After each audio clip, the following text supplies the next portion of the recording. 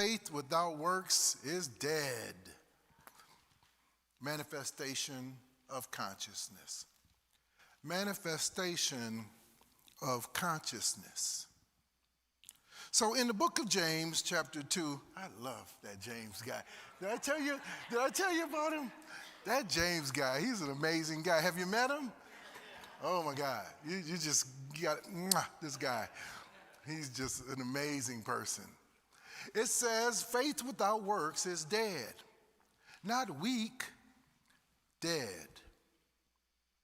We've heard this verse before. We've heard it quoted, debated, even argued about.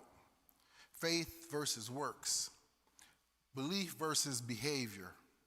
Like it's a scoreboard. But James wasn't talking about faith that works for God. He was saying, don't tell me your faith, show me your faith.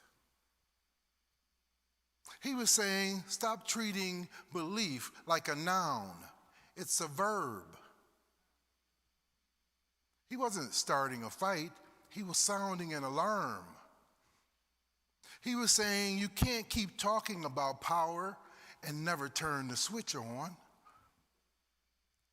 Because faith isn't a topic, it's a current. Faith breathes, faith moves, faith heals, gives, forgives. If it doesn't, it isn't faith. It isn't proving something to God, it's letting God prove something through you. Friends, let's talk plain. Everything that ever shows up in your life began as movement. Everything that takes form is anchored in belief. Before you see it, you think it. Before you hold it, you feel it. Before anything takes shape, something in you starts to move and breathe. The problem is, we imagine the good we want. We visualize what we want to manifest. We pray for a new life and then never demonstrate it. Think about a seed. You can hold it, bless it, frame it, even talk to it. But until you plant it, nothing awakens, grows, or stretches forth. All the life it contains, the roots, the tree, the fruit, stays locked inside until demonstration meets movement. And the moment that seed hits soil, something wakes up, something hidden wakes up. That's faith and works. The faith is the seed. The work is the planting. And manifestation is what breaks through the ground. You can't pray a seed into being a tree. You've got to bury it. You can't demand good without movement. You can't manifest a new life without belief in what you do. And let's be clear. Faith is the power. Works is the proof. You can't say I believe in prosperity and never give, never circulate, never sow a seed. You can't say I believe in love and stay closed off, defensive, or quiet. You can't say I trust God and spend the week rehearsing fear. And hear me, spirit isn't picking favorites. It's reproducing patterns. It doesn't hand out miracles. It mirrors consciousness. So if you're affirming prosperity, but living from fear, the law reads fear, not faith. If you're praying for healing and clinging to resentment, the law reads resentment, not healing. If you're asking for clarity, but ignoring your intuition, the law reads confusion, not guidance. The universe mirrors the vibration of your consciousness, not the frequency of your positive words. And that's what James meant.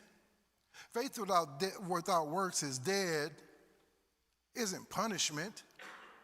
It's principle. It's spiritual law. It doesn't work because you're busy. It works because you're demonstrating. And when you're demonstrating, the law responds every single time. Think about it. When most people think about works, they think hustle. They think struggle.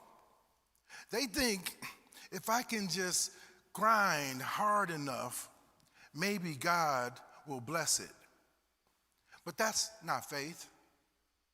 That's fear disguised as faith. Anxiety trying to control God's timing. Faith's work, it isn't about forcing, it's about flowing. Faith's work isn't pressure. Faith's work is movement. It's staying in the flow when everything else tries to pull you out. It's allowing yourself to come forth in your good when everything else tells you it won't work. It's holding your poise when chaos wants your attention. It's giving when lack says, what does lack say? Lack says, hold on. It's forgiving when ego says, don't you dare. It's a decision to stand when fear says, sit down. It's choosing now when everything else says, not yet. It's trusting the process when logic says, no, we're not going to do that. That's the labor of consciousness, not busy work, but belief in motion, truth in progress, Spirit speaking as you. In the book of Matthew, chapter 9, 2 blind men followed Jesus, calling out for mercy, mercy, mercy, Rabbi. They didn't see him, but they could feel his presence, and they believed healing was possible. Jesus asked, do you believe I am able to do this? Do you believe I am able to do this? They said, yes, Lord. And right there, before sight ever appeared, faith had done its work. Jesus turned to them and said, according to your faith, be it unto you. According to your faith, be it unto you. What is he saying? It is done unto you. It is done unto you. That's the shift. Jesus wasn't describing belief as a condition for blessing. He was showing that life itself responds to the awareness you hold. As you perceive it, so it appears. As you recognize truth, manifestation breaks through. Faith isn't reaching for something outside of you. It's awakening to the Christ presence within you. That's the work that works. Not sweat, but flow. Not exhaustion, but healing. Not effort, but transformation. And listen, we all have that one area we say we're believing, but applying it is still sitting stagnant, complacent, or dormant. And that's what James is talking about. Faith that sounds spiritual but never reaches the inner being. Because faith isn't waiting for God. God is waiting for faith that moves. So today, we're not just talking about it. We're activating this faith. Let me tell you about a woman who came into this church one Tuesday afternoon. She had lost her job after 22 years. Automation, they said. Her savings were gone. Her lights were scheduled to be cut off that night. She said, Rev, I've done everything. Affirmations, denials, prayers, resumes, you name it. This may sound familiar to someone. I'm tired, she said, and I could feel it. This wasn't laziness. This was heartbreak. So I didn't give her another affirmation. I said, let's breathe. We sat right here in silence until that panic settled and the truth could whisper. And she heard it. Not a voice in the sky, but an idea in the heart. Do what you can from the power you have right now. Do what you can from the power you have right now. She went home, lit a candle, acted as if, and wrote one thank you letter for a blessing she hadn't even seen yet. That same night, a neighbor who didn't even know her situation came over and said, I've been thinking about you. I just got a refund from my utility company. I feel like I'm supposed to give it to you. It happened to be the exact amount of her bill. Now hear me.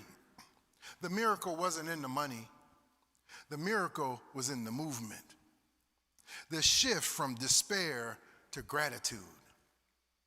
From fear to faith and action. She didn't conjure cash. She changed her consciousness. And the law responded in kind. That's what I'm talking about. Faith that moves. Faith that breathes in the middle of what seems impossible.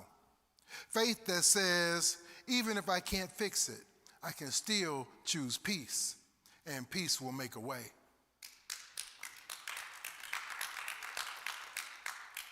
That's not just her story, it's ours. Every time we needed a miracle, it started the same way. Somebody moved. And let me tell you something that will change the way you pray for the rest of your life. Manifestation isn't magic. Manifestation is movement.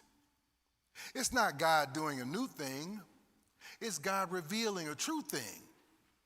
You see, heaven isn't holding meetings about what you want. Heaven simply mirrors your movement. That's why every miracle in the scriptures began with a step. The blind man washed his eyes. The bleeding woman reached for the garment. The 10 lepers walked. The stone rolled away. Every time faith moved, obstacles were removed. Spirit flowed.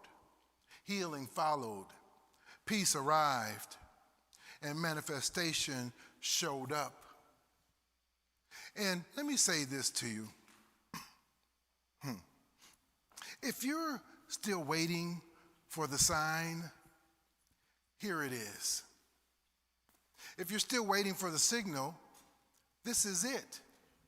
If you're still wondering when it's your turn, faith says now. Because manifestation isn't happening to you. Manifestation is happening through you. When faith moves, the universe moves. When faith breathes, the atmosphere shifts. When faith works, heaven recognizes itself in you. So let's get down to, my mom used to say the nitty gritty. Let's get down to the nitty gritty. And here's the simple way of looking at it. Every time you act from flow instead of what you fear, faith takes a breath. Every time you give when you could withhold, faith takes a breath. Every time you forgive when pride says no, faith takes a breath. Every time you trust when logic says quit, faith takes a breath. So whatever your dream, your vision, your calling, breathe into it. Take the test. Apply for the grant. Start the business. Write the check. Make the amends. Take the class. Speak the truth. Release the resistance. Because faith doesn't grow in silence. Faith grows in movement. Now, if you're ready, just like the woman in the story, right here in this sanctuary, let's breathe.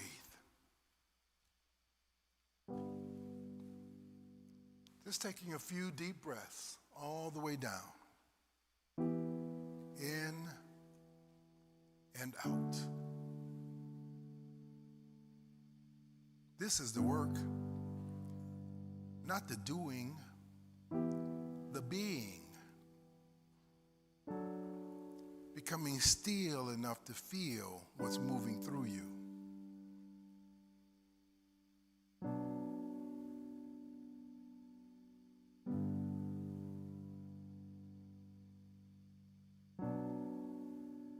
Now I invite you to open your inner ears and listen for the voice of Spirit.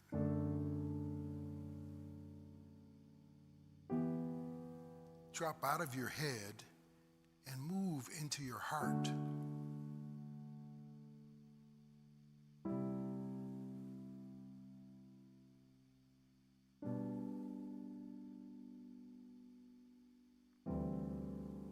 What do you hear?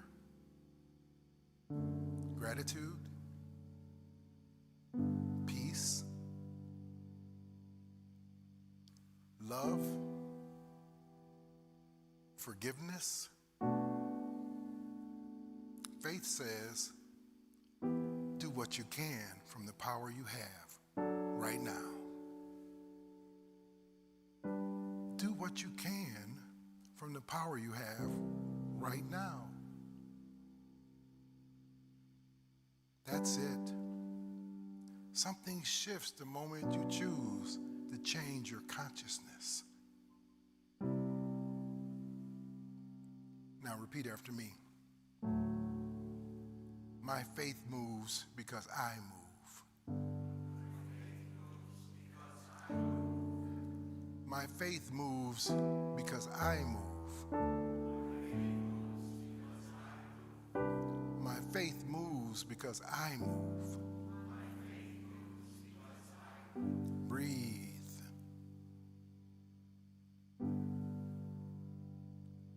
That's the truth we carry. Because God isn't waiting for us to figure it out. God is waiting for us to move. And when we move, the law moves. Life moves. Everything and everyone blocking the way moves.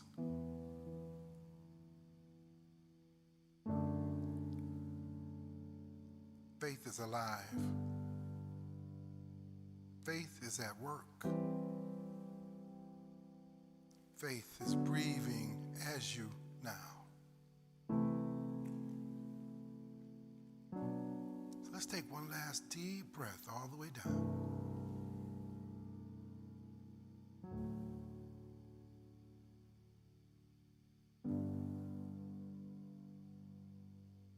And so it is. Friends, it is done unto you. It is done unto you. We're in this together. for we are one.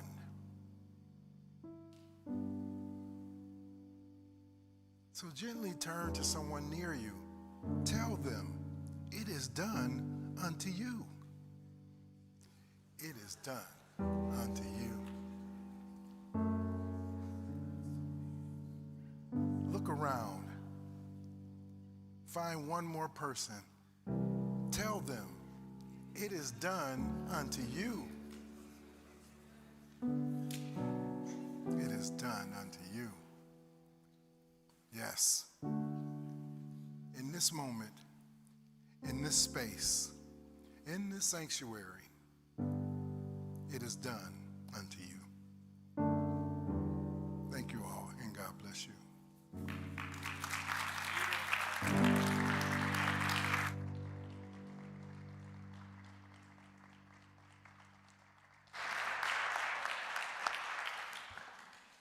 Thank you so much, Rev.